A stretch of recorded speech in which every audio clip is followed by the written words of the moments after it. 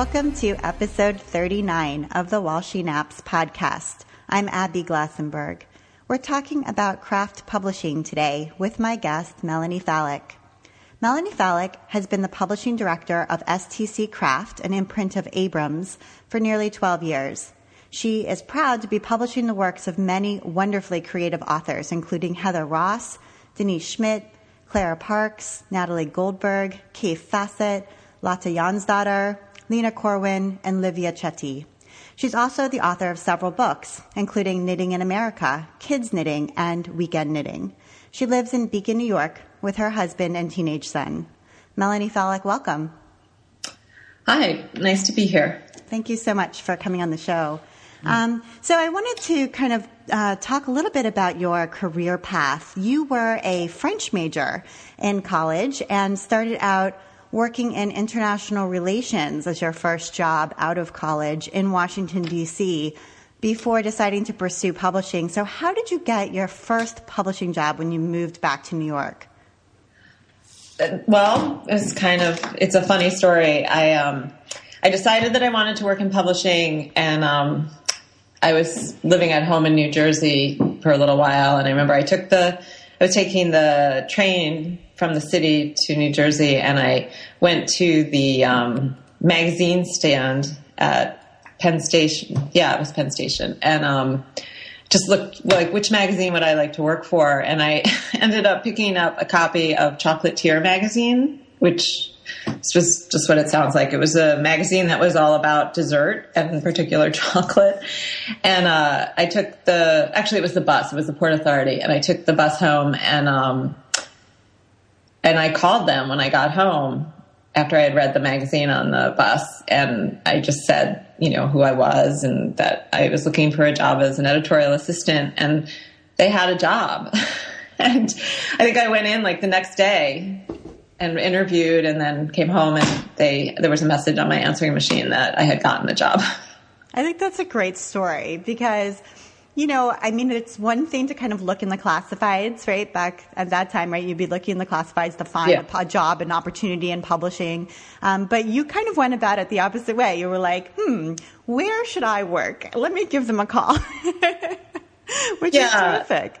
That's kind of how I've always done it. The story, it is funny, and now I think about it and I think it sounds kind of silly. Like that was what I thought my mission was, to work at a chocolate magazine, but it doesn't sound that noble. But I always felt like chocolate made a lot of people happy, and that was a good thing.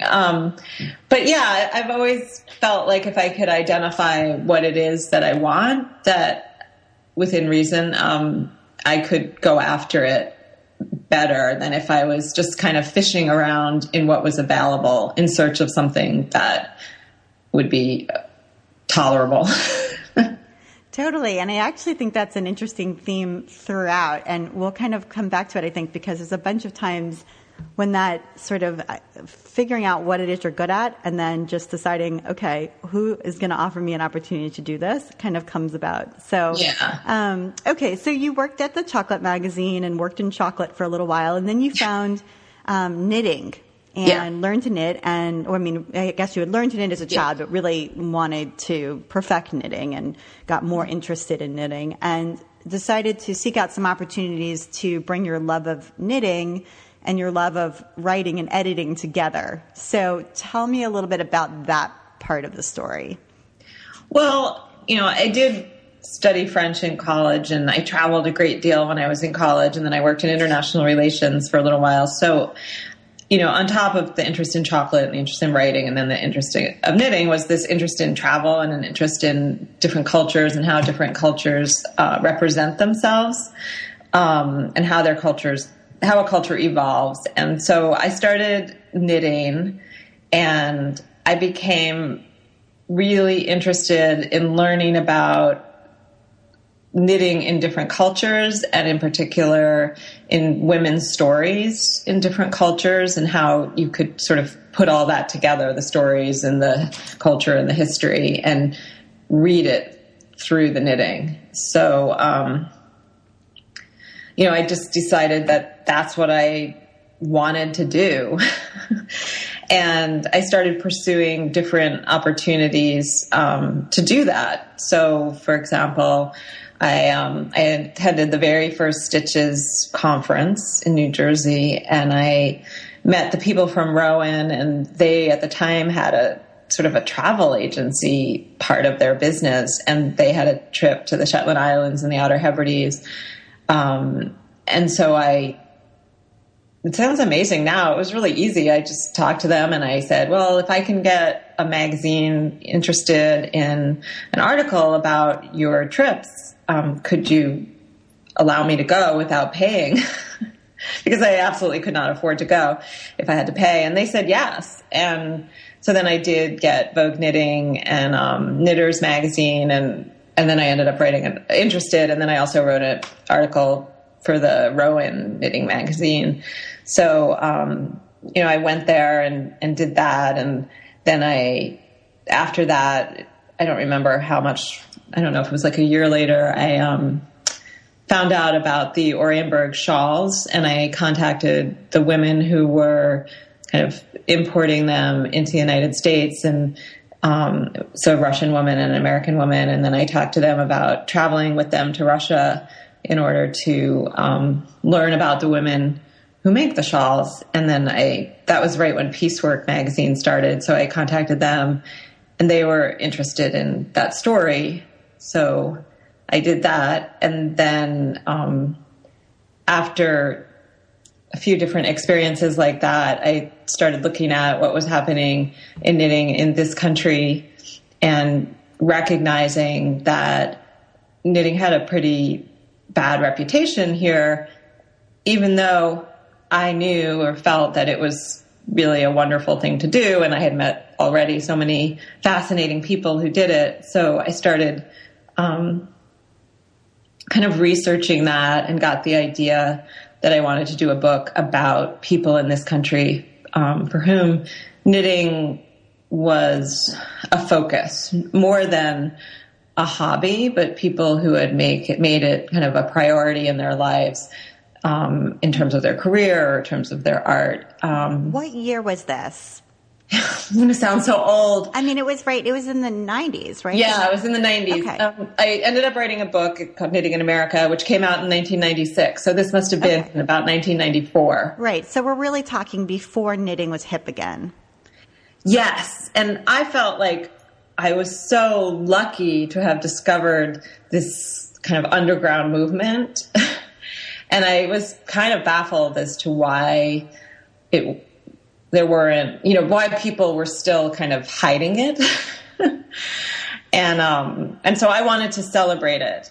And in particular, I wanted to celebrate what was happening in this country because there was this idea that American knitwear designers and knitters were not as talented or skilled as their European counterparts. And I felt like that wasn't really true. And I wanted to celebrate it. Expose sounds like a kind of clinical word, or like it was kind of a sneaky investigation or something. But I really wanted to celebrate what I had discovered. And I remember saying then that I felt like women were generally kind of lonely in our culture, and that when they discovered something that they discovered an interest that they shared, they became less lonely, and that was one of the roles that knitting was playing. And I find it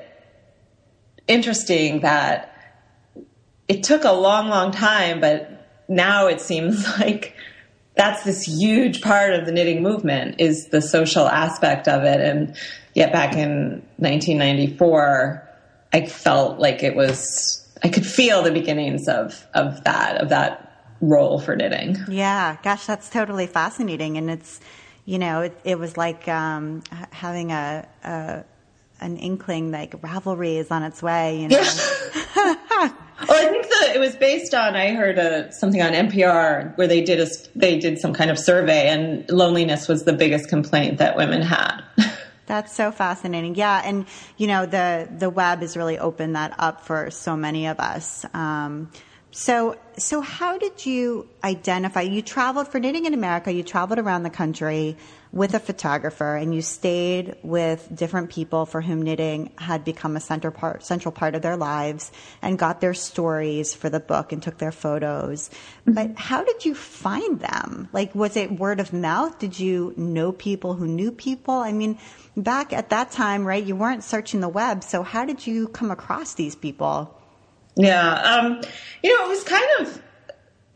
It was kind of easy. And in retrospect, I have to say it seems sort of daunting, and I'm not an especially outgoing person. So it's not like, and I think, wow, I just kind of did that. Like, I just called people blindly. But I do remember I went to my local library, and I wanted a list of like all the knitting books that they had. And, I remember the librarian was asking me why I was doing this, and I was printing out too many pages. And it wasn't just all the books they had. I think it was all the books. It might have been in their system or imprint. And she was mad at me. And I said, oh, well, I'm going to write this book. I want to write this book. So I'm doing this research. And she just gave me this look like, yeah, everybody's writing a book. She completely didn't believe me. I always wanted to go back there with the book and say, see, yeah, totally. I really did that. But, I looked at books. I looked at magazines. And as I said, I went to the first stitches, and, or I guess it was it was the first stitch. It might've been like the second one. And I just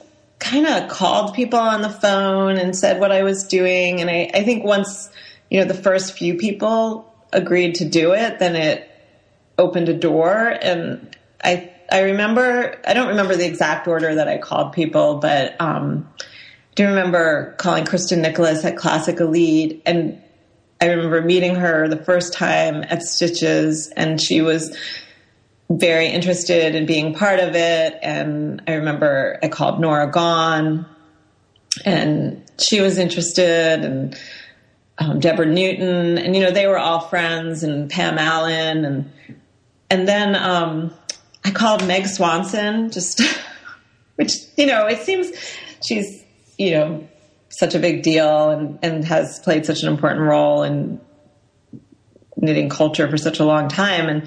But I don't remember being scared. I just thought I really believed in what I was doing. Right. So I was able to do that. And then I had been to Lalana Wool's in Taos, New Mexico. And I called there because I really liked her yarn, or naturally dyed yarns. And then she told me about some people, and, it was just one after another, but it was kind of like, a lot of it was old fashioned, like looking in a magazine, and then looking in the phone book, and just having the guts to make the call, and also just having an idea strong enough to carry the whole work, to carry the project from beginning to end, and to continue to motivate you to convince people that it was worth participating in and worth hosting you in their homes. And, so the strength of the idea, I think, was a and it was such a different time. I mean, first of all, a lot of the people I was calling, really were excited about this new platform for what they did. And, there was no internet really to speak of that, where people were meeting each other. And so, it seemed like an exciting new thing. And I really feel like the project was, kind of magical. Like, it was under a magic spell, because just about everybody I contacted, was really happy to be part of it. And, just welcomed me into their homes, and made it really easy. And not that many things in life happen that way. Yeah, it is. It's almost like it's magic. So when the book came out, you went on a book tour, and it did extremely well. I mean, it's one of these books that sort of everybody seems to have. And so you've said before that book, Knitting in America, it really put you on the map in a lot of ways. So what effect do you think that writing that book at that time had on your career? Like, what happened after that? Well, yeah, it had a big effect, because it was this beautiful calling card. I mean, at first it allowed me to meet a lot of people who played a big role in the knitting world at that time. And then it gave me this coffee table book to show to people who didn't know who I was. And it was really, it was a very beautiful book. And I think that it also was or is a good read about people who follow their bliss. And that's a perennially good story, perennially good story. And so, as I said, as you quoted, I have said multiple times, it put me on the map. And in the process of writing that book and traveling around the country, I had said to numerous people, someone really needs to do a good kids knitting book, because the books that are out communicate the information, but not in a way that would be particularly engaging to a child. It certainly wouldn't sell knitting to a child very well. And I remember I told Kristen Nicholas she should do that. I told Mike Swanson she should do that. And nobody took me up on it. And so by the time I had finished the first book, I thought, well, I guess I could do that. And so then that was my next project after writing Knitting in America. And then after that, Interweave Knits was looking to kind of, they were looking to hire a new editor and change their look a bit. And I'd heard about the job, and I contacted the then owner, Linda Ligon, and told her I was interested in it. So we had a bunch of conversations, and I did a little project for her about my vision for the magazine. And so that was positive, and they offered me the job, which I took and did for a couple of years. And then my editor for the first two books, she was at Artisan originally, and that's where those two books were published. And then she had moved over to Stuart Taborian Chang, which then became part of Abrams. And she offered me a job acquiring books for them. And that was she started talking to me, I guess, in 2002. And the knitting thing was really hot then. Right. And so they wanted to start, they didn't actually want to start the imprint immediately, but they wanted to start acquiring more knitting books. In the meantime, I had written another book for them with Kristen Nicholas called Knitting for Baby, and it had done really well. And they kind of felt like they should pursue this more fully. And they asked me if I wanted to do that, which I did, because I had always wanted to work for a book publisher acquiring books. And so I went to Abrams, and then soon after I got there, they said they wanted to sort of make it kind of an official imprint, which is, a lot of people don't know what that is, but it's just kind of a brand. And I've been doing that ever since. So I've actually been working at Abrams longer than I've done any other job except for being a freelancer. Wow. Right. So that was sort of the birth of Melanie Falick Books as we know it now. And I think it's interesting, to have, so your name is on this imprint, and what that does essentially is it allows a new author, for example, to publish a book, and that's exciting because it's new, something brand new on the scene. Nobody's heard of it yet. Could be the next big thing, but with your name behind it, which gives it a track record.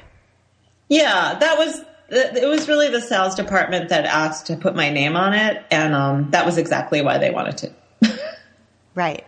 It's it's an interesting thing, right? So now when you see a book or somebody says, I got a book deal, and you say, well, who's it with? And they say, it's a Melanie Falick book. Immediately, everyone knows what that means. And right, so it lends this feeling of, that's a quality book. I hope it does. I think the way the imprint has evolved, and this is intentional, I really hope that communicates to people also that it's a very personal relationship between the author and me and the publishing house, and that it's kind of an intimate collaboration, and that we kind of treat each author very much as an individual. Yeah. So I want to talk a little bit actually about about author development. So, when you work with an author, I know, having written 2 books myself, that, as an author, you get this incredible high, when your proposal has been accepted, like, oh my gosh, hooray, right? My dream has come true. And then this terrible panic sets in when you start meeting with the editor and you realize, I'm going to have to actually write a book now, and these people don't realize it, but I don't know what I'm doing, and I totally am not equipped to do this. Of course you are, but there's just that horrible feeling that comes in, like, this is a year of work ahead of me, Mm-hmm. So when, especially when new authors, but I'm imagining even with veteran authors, how do you help them to sort of structure things to get started, and then even more importantly, to finish the book? Yeah. Well, I feel like it's my job to figure out with each person what is going to bring out the best in them, the best work.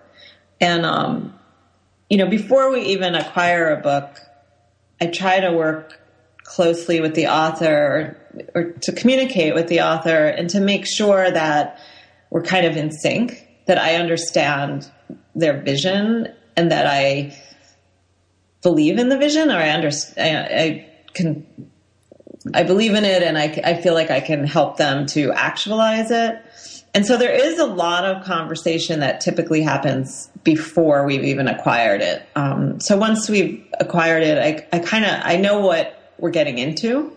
And I think it's very true that there's a moment among authors where they think, oh my God, I don't know if I can do this. And I've acquired the book because I believe that they can do it. And I actually have experienced the I don't know if I can do this moment more than once in my own life. So I know how that feels. And so I feel like I can speak kind of honestly with them about it. And usually when we have a conversation about things like that, they're so relieved that they, can tell the truth. Right. Right. And your perspective, having published many books yourself, having been a first-time author, doing a project that was pretty out of the ordinary, and having someone take a bet on you, so you have that perspective. You've been in their shoes. And I think that that's actually fairly unique for an editor. I'm not sure exactly how many editors have really been there like that. Yeah, I do. I don't know either, but I think it is, fairly unique is probably an accurate description of it. And the next part of the process is really just looking at the project as a whole and breaking it down into little pieces. And it's kind of like I always tell people about Annie Lamott's book, Bird by Bird. And I think that's the name of the book. I know it's the name of that essay. But really that, if you're going to, when you look at something really big like birds of North America, it seems like, oh my God, I can't do that. But if you look at one bird at a time, and you write about one bird at a time, you can do that more easily. So that's kind of an equation that I use in life all the time and I share with authors, which is, let's just break this down into little pieces. Let's make a schedule of how we think it's going to go, and then let's stay in touch. And, for some authors, that's at times once a week. For some, it's more typically like once a month. And it does vary, but we figure out, with their work style, what is going to be the most helpful. And then we keep track of that schedule that we created. And we know throughout the project whether that schedule was crazy, like what were we thinking, or whether it was right on, or whether it was somewhere in the middle. And then we adjust the schedule as we go to accommodate how the work is flowing. And more often than not, things come in on time or close to on time. We do usually edit as we go, so that the manuscript that I receive, let's say 12 months after we've acquired the book, is not a surprise to me and doesn't need a huge amount of work. It also gives us a chance in the beginning, if an author is submitting material early on, for us to kind of agree about certain aspects of, or a lot of aspects of the content, what it is, how it's written, what our style is going to be in terms of a how-to. If there's instructions, we can work out a lot of style issues. We can hire a technical editor, make sure that the chemistry between the technical editor and the author is good. Have somebody else kind of keeping an eye on the whole thing. And so, it usually works. And when it doesn't, I don't find that out, a few weeks or a few days before the deadline. If it's not working and the author, say, needs more time, we figure that out early, maybe 6 months before the deadline, when nobody needs to panic, when there still typically is some flexibility on when we're going to publish that book. If it's a fall book, it would usually be published sometime between September and December. So maybe we were planning September and we're going to switch it to December, or maybe we're going to move it to the spring list and publish it in February. I have a certain amount of flexibility early on in the process that I don't have later in the process. So again, just like I try to create a communication where the author feels comfortable saying, I'm terrified. I don't know what I'm doing. I don't know why you acquired this book. I want them to feel comfortable saying, like, I don't know if I'm going to finish on time, but I want them to feel comfortable telling me that 6 months ahead of time, not 6 days. Right. And I'm interested to hear that you edit as you go. I think that's actually really interesting. And the amount of communication that you have with your authors as well, it seems, well, I don't know, I guess from my own experience with other publishers, it just seems really sort of a little more hands-on, definitely a little more sort of working together, which is, I think is terrific. And it shows, it shows in the final product, and that's how that high level product is achieved, And authors want sort of a different level of hands-on, and that's, I try to figure that out. So some people want to be micromanaged and they welcome that, and some people don't. But, I just try to know enough about what they're doing to know that we're going to meet the deadline and that we're going to produce a good book. Right. Absolutely. So, all right. So for people who might not sort of know all the ins and outs, let's talk just a little bit about the mechanics of bringing a book to market. So, how many books, first of all, does Melanie Falick Books make each year? Well, I should say, just to be clear, the name of the imprint is a little bit confusing. It is STC Craft Melanie Falick Books, which it may actually change soon, but don't worry about that for now. But originally our company was Stuart Tabori and Chang, and so that's where the STC comes from. So it's STC Craft and then Melanie Falick Books, but we're all part of Abrams Books, and so some people just look it up as STC Craft, and anyway. So I just wanted to clarify, but now remind me what was your so we were talking about bringing a book to market and how many books you produce in a year. So it varies. It's probably between 10 and 16. Okay, so that's not that many. I think people might not realize that it's really just a few. It's a select few in a year. And how many proposals come through your door? I know in craft publishing, it's not the same as fiction publishing where, an editor has this huge slush pile of unsolicited manuscripts that's, toppling over their desk that never get looked at. And that you absolutely have to have an agent to be able to even get somebody to look at what you have. It's not like that in craft, but there are definitely proposals coming in. So how many would you say come in, and, do you really look at all of them? Yeah. I've never counted, and proposals come in a lot of different ways. Not even I'm like maybe 30 or 40 in a year. Okay. It's a little bit hard to say. I'm like, is that how many I get? But I always get a lot in January, because I think a lot of people, or January or February, they sort of decide, I'm going to do it this year. Uh-huh. And so I'll get a lot then. And, they come in, like sometimes it's just a conversation with someone that leads to a book proposal that's really short, like a paragraph, or really long, like 20 or 30 pages. Sometimes they come from agents. Sometimes they come from, somebody who knows somebody. It's lots of different ways. And I welcome them all, and we do read them all. I mean, as it's not that many. There are certain signs that you can pick up on pretty quickly to figure out if you're likely to be interested in it. Okay, so let's talk about what those signs might be. Well, obviously, we want things that we think are beautiful and that, fit the look of the imprint. And we really need authors who have a marketing platform. We need authors with new ideas, fresh or a fresh perspective on an old idea.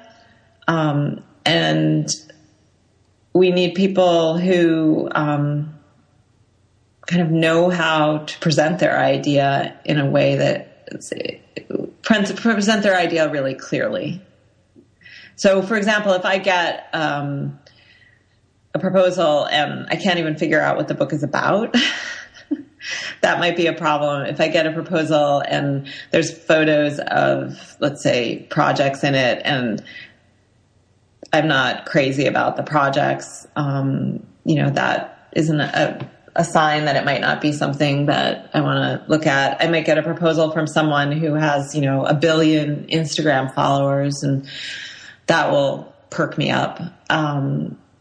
Sometimes people make such a beautiful presentation and the book itself, the idea itself is fabulous. And sometimes they make a beautiful presentation and it's really not right for us, but a beautiful presentation will catch my attention. Right. And as you said, so will 1 billion Instagram followers. And I actually think that that's an interesting point, because I think there probably was a time in craft publishing when having your own audience, I'm talking from the author's perspective, wasn't necessarily a requirement. Or maybe you had a local audience because you'd been teaching quilting or knitting, in your local area for, years and years. And so you had that. But having an international, global audience certainly wasn't something that was expected. But now, to what degree do you feel like an author absolutely has to come in with, this really large and loyal following online? And I'm also sort of wondering whether you ever get, a beautiful presentation of a great idea from someone who doesn't have that, and then you feel like, gosh, I'm going to have to pass only because the likelihood of this selling from an unknown person, it just might not fly. So, yeah. Well, everything you said is true. It saddens me a little bit because we're not all extroverts.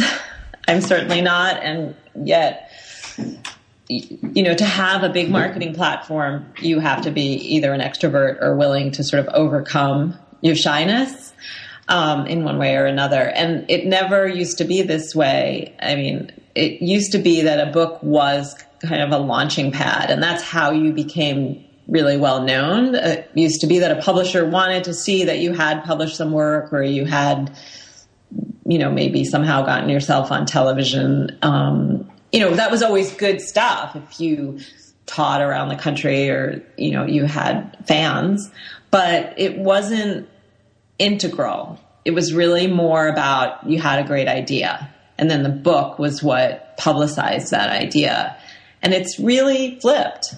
And now you certainly still need a good idea, but more than anything, you have to have the ability to reach your audience. You have to have an audience out there, people who are looking for what you do, people who are following you. And it would be wrong to say that we wouldn't publish anything if the person didn't have a platform.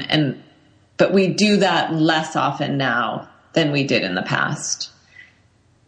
Yeah. And so, the time that we spend as, craftspeople building that online audience, it is valuable time because, sometimes it can sort of feel like, oh, you're wasting all your time on Instagram, you know, Yeah. or why are you sitting on Twitter all day long, you know? But I think that there's some value in rethinking that for yourself to say, I pin on Pinterest for work. You know, I pin for work because, you know, I need to have, 20,000 Pinterest followers. This is an important part of my job. It is not just, oh, pretty picture, you know?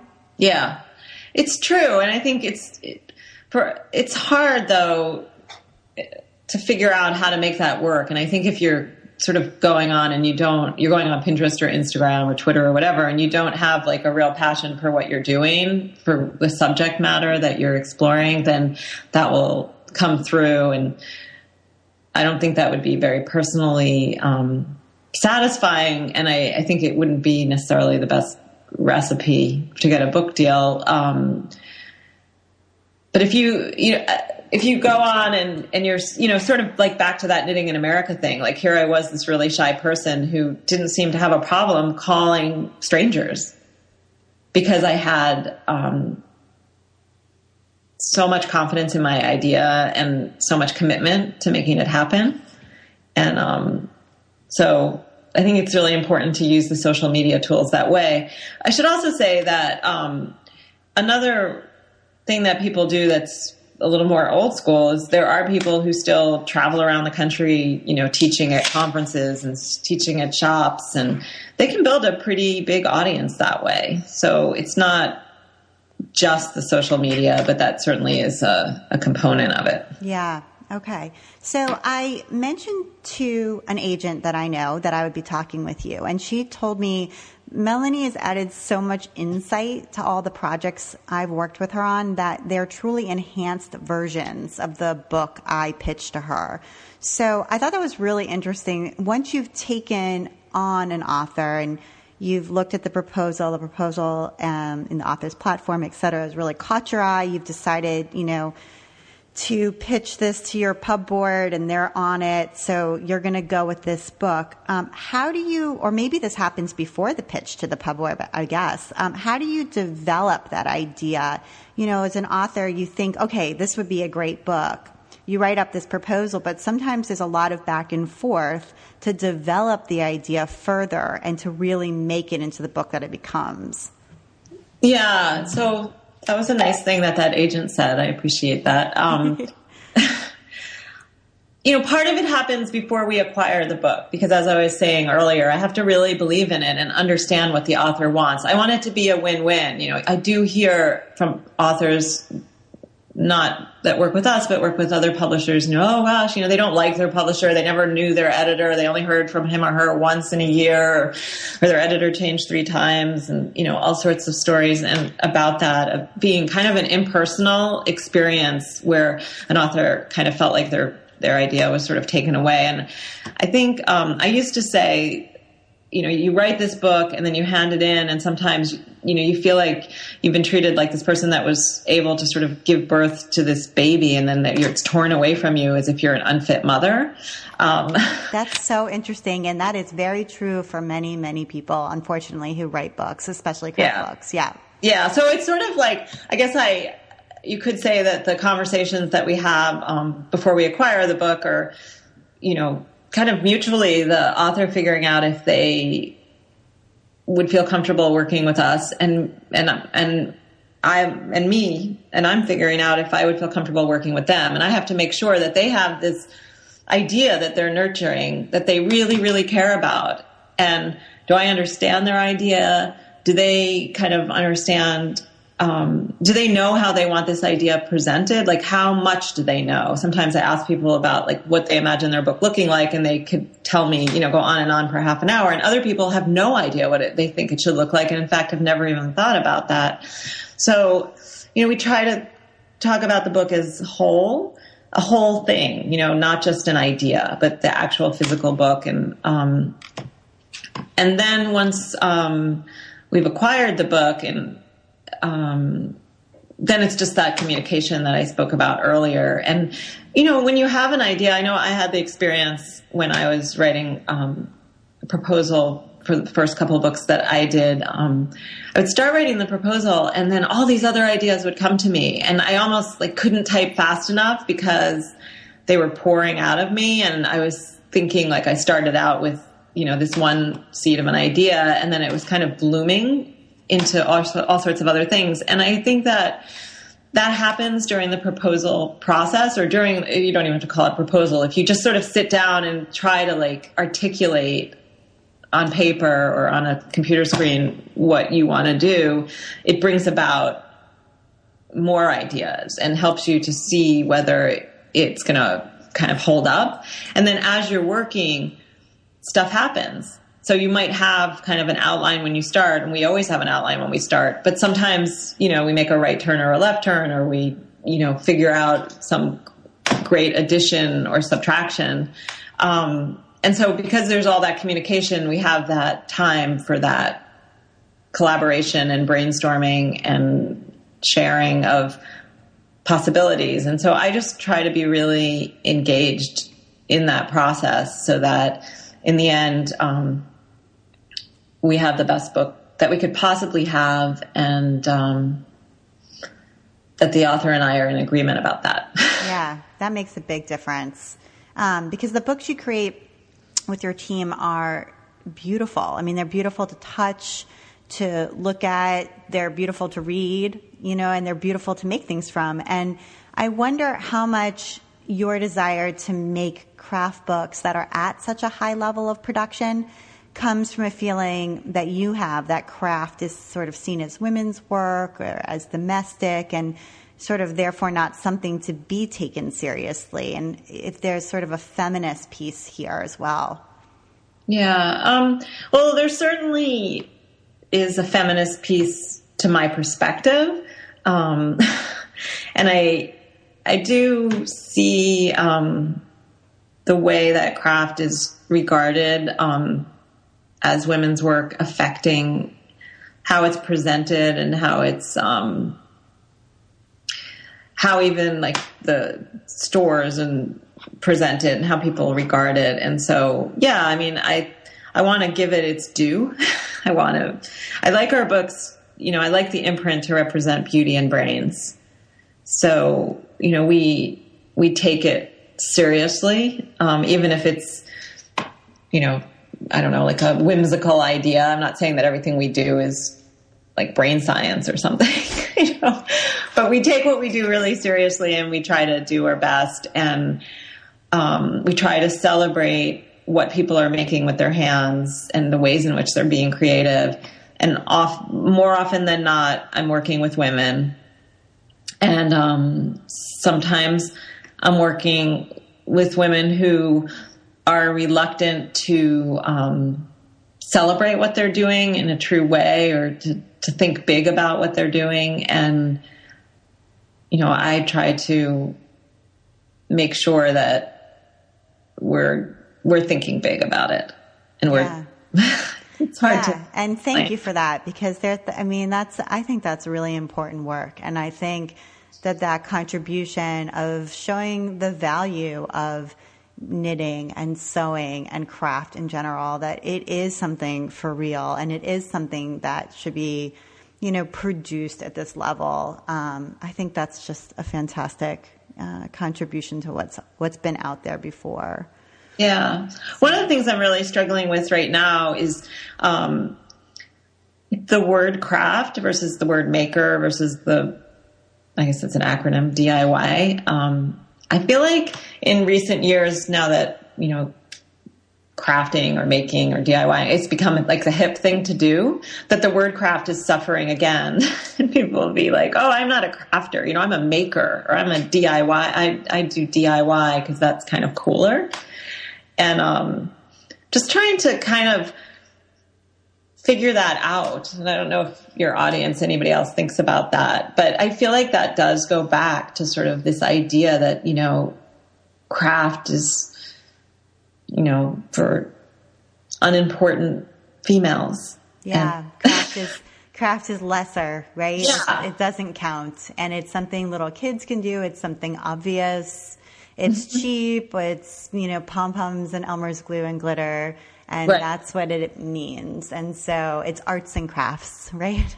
Yeah. Like you make at camp. Yeah, totally. And that word, it's interesting. I think that's an interesting point. It's kind of come full circle. It went from being those things that I just mentioned to being cool, and now it's sort of back again.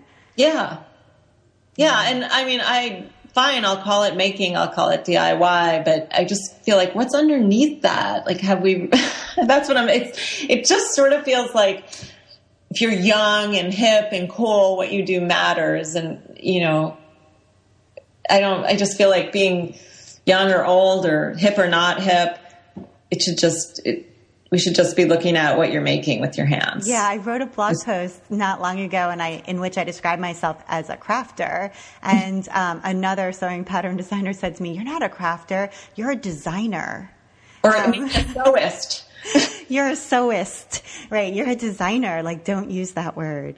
Yeah, I know, it's like interesting. Okay, so you filmed a couple of classes for Creative Bug, and I think that video is really a wonderful way to learn a new craft. Mm-hmm. And Creative Bug classes in particular are beautifully shot and produced, much like an STC Melanie Falick book. So I just wonder what that experience was like for you you've mentioned that you're an introvert, but so what was it like for you to make these Creative Bug videos? Oh, it was fun. I mean, I've had to do, back to like my background and my first book, I traveled around the country and interviewed all of these people. And I didn't mention, but I've done a lot of, in the past, freelance writing for different magazines, and that required a lot of interview skills. And then when I did my book tour stuff, I had to be on TV and be on the radio. And so I just think it's kind of funny that I'm introverted, but I have to be extroverted sometimes. And so I really wasn't worried about being on camera. The preparation for those classes is very intense, and it was really hard. It was a very busy time. So, there's like, if the Creative Bug people who hear this will be like, "Oh, she's making it sound like it was all roses," but she was kind of had a few complaints at the time. But I was really happy to do them. I did 4 classes. My favorite was probably the beaded wrap bracelets, which was these leather bracelets with beads on them, because I really wanted to make them, and I really wanted to sort of learn how to do it well. And I wanted to share that because a lot of people like those bracelets, but it was fun. And I liked working with Creative Bug because I knew that they did beautiful work, and a lot of the people there were so welcoming and kind and make you feel really comfortable. And I want to be part of what's happening now, and part of how our industry is evolving. And so it was great. It was great. I mean, it was hard to do 4 classes in 2 days. And, I did cry in the bathroom at one point because I was so exhausted. But I was thrilled that they asked me, and thrilled to be a part of it. Yeah. And I'll be interested to see, as you said, like, this is what's happening now. And, and I want to talk about digital publishing, but I guess I feel like video lends itself so well to teaching skills like making beaded wrap bracelets, for example. And I feel like, going forward with digital publishing, with making ebooks that are really and truly ebooks, really and truly books that are electronic, where you can have embeddable video like that, high quality, high definition video like that from the author within the book to show a particular technique, or a portion of a project. I mean, that's really exciting to me. Yeah, it is to me too. I would love to be doing stuff like that. It's really such a challenging time to be in book publishing because the ground is shifting beneath us, and, who's going to be left standing? That's the question. I love physical books, and I don't want to lose them, but everything about what we publish and how we publish is and needs to change to accommodate how our culture is evolving in general and how our technology is evolving. And, just hearing you talk about how interesting ebooks are because of, the opportunity to do the embeddable video, I thought, oh, that would be so amazing. I would love to do that. And I think what we really need to figure out how to do is to partner, people who are involved with editorial with people who have the technological skills to embed that video. And I think there's a little bit of a disconnect still in it, because if you talk to a traditional publisher, they're not always so savvy about how to make kind of digital stuff happen. And, I think like, oh, well, who could, I'll do all the content, but who can help me with those videos and how they get embedded and how that gets up on the internet and how that gets distributed? There's a lot of process in there that is a little bit intimidating. But if there's anybody out there who knows how to do that, please call or email. Right. To me, this is where the opportunity is, right here. Yeah. Right in that spot. Where, there are people who are fully capable of doing that. There are firms that this is all they do, is create, high quality ebooks that have sort of all of these things embedded in there. And there are people, as we know, who create gorgeous video, and there are people who create fantastic content, whether craft instruction content, photos, layout, et cetera. So we need the coming together here, because. Yeah. And I think the stories that I've heard from the book publishing world is that the customer is not willing to pay for all those extras. And I think maybe even calling it extras is part of the problem. Yeah. If let's say you and I do a book and it's a physical book and, it's 160 pages and it has the greatest projects ever. And then we make an ebook edition that also has video that goes with it. Well, what traditional book publishers are finding is that video costs money, but the consumer doesn't want to pay more than they would pay for the physical book for that content. So then it's like, okay, well, that equation doesn't really work. So how do we change that? Are we doing direct ebook, like no physical book, just the ebook? Right. And then how does that work? Like, how do we make it so that it's a win-win for the publisher of the material, whether that's like a piece of paper or on your screen, and as well as the consumer, where the consumer wants to pay for it? And that is probably the biggest question. What does the consumer want to pay for? Because I would do this for nothing if I could somehow live, I'm not going to say I would do it for absolutely nothing, but kind of. I love this. And if I had if I just didn't have to worry about money, I would love to just create these videos with you and create beautiful books. But the truth of the matter is that's not how this society works. So there is so much available on the internet free. And what can we create that people want to pay for? Right. That doesn't involve a physical product or is sort of replicating in some way a physical product, Yeah. So, right. Because if you're used to consuming, web pages for free and YouTube videos for free, it's a difficult hurdle to then say, well, I'm going to buy a product that's going to contain those things. It's like, well, am I really going to pay $24.95? Right. Mm-hmm. Or more, 50, and you might even 50. say I know that ebook from Abby with all those videos embedded in it is great. I've heard she's a fantastic teacher and it's $24.95. So you know what? I'll go on YouTube and just search around and see what I find. And maybe it won't be the easiest experience, but I'll learn how to do that. I'll learn how to sew that, right. animal or bird or something. Right. So for me, let's just talking back about the physical product of books. So what kinds in this environment that's very pressured and is, as you said, the ground is shifting, what kind of craft books are going to be here to stay? What craft books are really going to endure through this storm? My first answer, I don't know if it sounds sarcastic, but it's and I don't want it to, but I'll elaborate in another way, but it's really the books people are going to pay for. Those are the ones that are going to last. So the consumer is going to make that decision. about what's going to endure. As part of STC Craft, we're exploring some different things, trying to kind of figure it out. One of the biggest challenges we have, aside from the fact that there's so much content that can be acquired without paying for it online. So we don't need craft books the way we did in the past.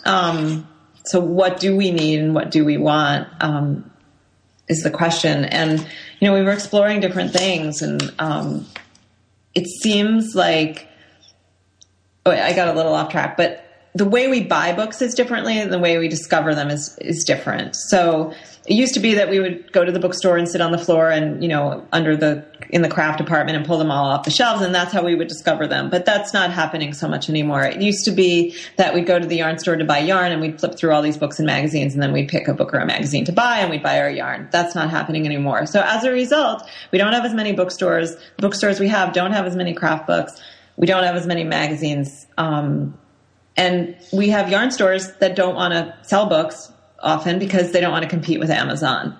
So how are people finding out about books? The books that are going to last are the ones that we can get out there, we can get the word out about. And I'm finding that in the physical world, people are still going into stores, and there are sort of gift stores that are happy to sell books as part of kind of a bigger story.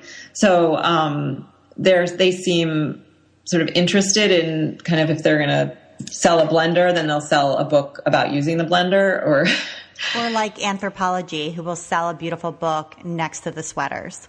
Right. And it, for them, it's like, oh, the cover of that book, color-wise, matches the color story they have going on in the store right now. So, one thing I've started to think about is like, what could this book sell next to?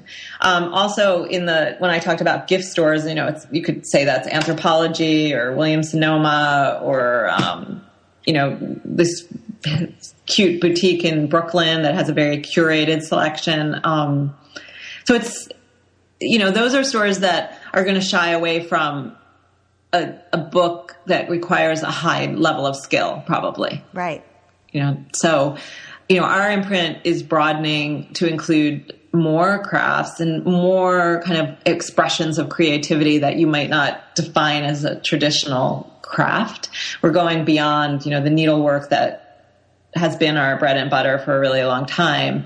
And we've also started doing, and I should say, going beyond it, like we've, paper flowers, which is obviously not needlework. We've done a bunch of books that were kind of like doodle books, where you have prompts in them that help you to sort of hone your personal expression and your drawing skills. We've published some books, reading books from people who are known in the creative world. For example, How to Catch a Frog by Heather Ross. It's really kind of a memoir with a DIY theme throughout it. We did the Yarn Whisperer. By the way, that book I loved that book. I loved it. So. Oh, good. Just to say. Yeah, we did the Yarn Whisperer by Clara Parkes, which is, a book of essays where she writes in kind of a heartfelt and very funny way about the role knitting and yarn have played in her life. We did Live in Color by Natalie Goldberg, who is best known as an amazing writing teacher. You might know her book, Writing Down the Bones. And then this book is about her writing practice and her painting practice and about kind of creativity in general. I feel like those books right now are among my favorites to work on, probably because they're newer for me. And so it's always fun to learn something new and explore something new. They're not selling with as much enthusiasm as I am supporting them, I should say. So that's one thing we're trying, and I hope everybody who hears this will read those books because they're fabulous. But, it's like, what do people want? That's the question. And that's what's going to endure. And I wish I had, I could say to you, yes, in 5 years, this will be this kind of book. Because if I could answer what books are going to endure and what books are going to sell, right, my job would be a whole lot easier. Right. It's always that gamble, and the gamble is especially big now because things have changed and are currently changing just so dramatically. Yeah, and I just welcome anyone, you, Abby, or anybody who's listening to this, if you have something to share and can tell me what you really think you want to consume. I mean, I think about it in my own reading habits and my own book buying habits. I'm buying fewer books than I used to. And I almost feel like the whole ebook thing is like confusing, and do I want this as a real book? Do I want this as an ebook? And I can't really decide, so then I don't buy anything.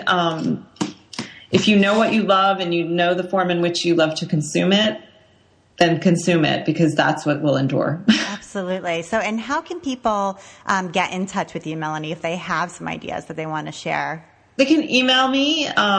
It's mfalick, so MFALICK at abramsbooks.com. And Abrams is ABRAMS books.com.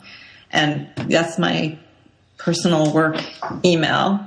And I'm on Instagram as Melanie Falick, and there's also an STC Craft Instagram, and same thing on Facebook and Twitter.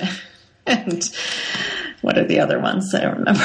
All over the place. All over the place. Yeah. So we typically, I do one that's a little bit more personal, but still work, as you said, for your, Pinterest or Instagram.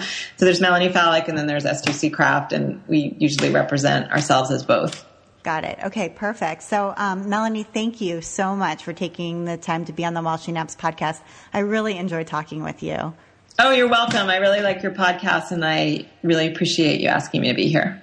And you've been listening to the While She Naps podcast. I'm Abby Glassenberg, and I invite you to visit my blog, whileshenaps.com, where you'll find helpful information for creative entrepreneurs, as well as tutorials and patterns for making stuffed animals and dolls. And if you enjoy the show, tell a friend about it. Thank you so much, and I'll see you next time.